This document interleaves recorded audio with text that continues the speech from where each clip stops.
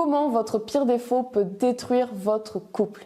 Bonjour, je suis Mélodie de Séduis-toi, votre coach en relations personnelles, en relations amoureuses homme-femme.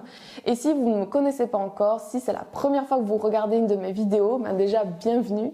Et ensuite, je vous invite à vous abonner à la chaîne et à activer la petite cloche de notification pour ne louper aucune des vidéos puisque j'en poste tous les jours à 19h15 avec des tonnes de bons conseils pour vous, mesdames.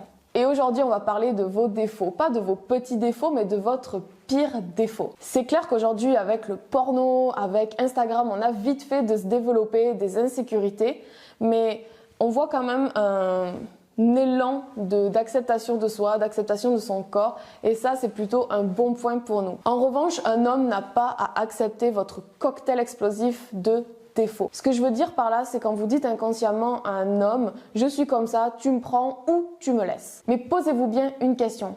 Est-ce que vous voulez vous laisser noyer et définir par vos défauts ou est-ce que vous voulez les affronter et les dépasser? Dites-moi d'ailleurs dans les commentaires ce que vous voulez faire de vos défauts. Est-ce que vous voulez les garder, les laisser vous définir ou est-ce que vous voulez vous améliorer et les chasser, les diminuer? Peu importe la réponse, en tout cas, moi je vous propose des solutions pour que votre pire défaut ne détruise pas votre couple. Et la première chose que je vous propose de faire, c'est de corriger votre pire défaut. Et là, je veux pas vous mettre la pression, ok?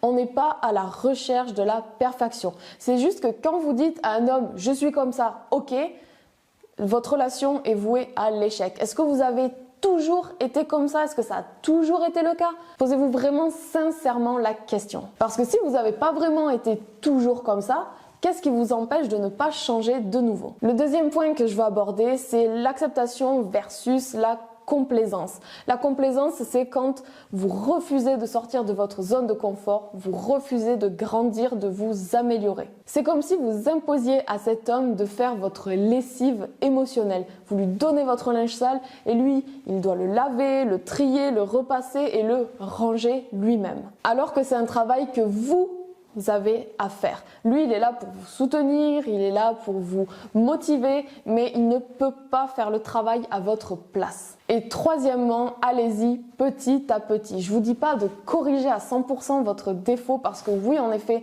c'est un trait de caractère qui vous définit, mais corrigez-le ne serait-ce qu'à 20%.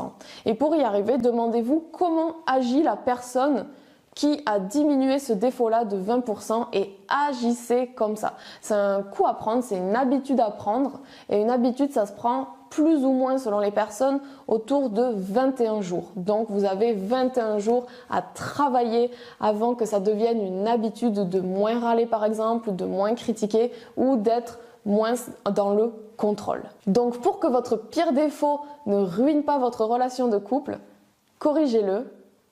Acceptez-le et ne restez pas dans la complaisance et allez-y petit à petit. Dites-moi aussi dans les commentaires quel est votre pire défaut sur lequel vous aimeriez travailler. Je vous invite à vous abonner à la chaîne, à activer les notifications, likez la vidéo si vous l'avez aimée, commentez-la si vous avez des questions et partagez-la à toutes vos amies pour éviter que leur pire défaut ruine leur relation de couple. On se retrouve dans une prochaine vidéo, sortez de votre zone de confort, prenez soin de vous, ciao ciao.